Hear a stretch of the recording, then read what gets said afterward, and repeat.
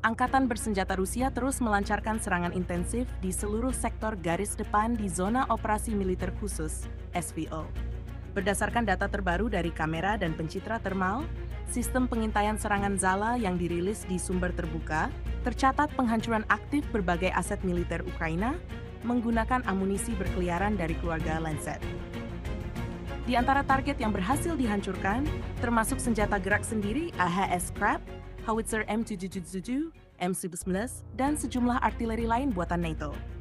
Meskipun menghadapi gangguan dari sistem peperangan elektronik Ukraina, kru pengintai UAV Zala Z-16 tetap berhasil menjalankan operasi di sepanjang garis kontak tempur. Drone ini memainkan peran penting dalam menyediakan data intelijen real-time bagi unit tempur Rusia, termasuk mengenai posisi pasukan Ukraina, baik di garis depan maupun di wilayah belakang musuh.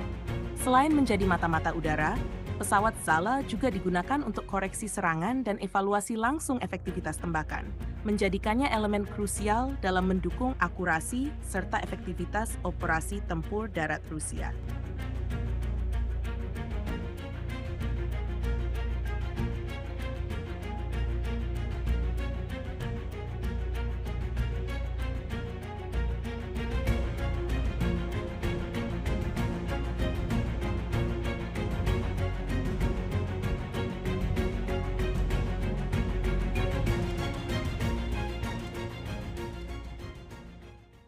Download Tribun X sekarang, menghadirkan lokal menjadi Indonesia.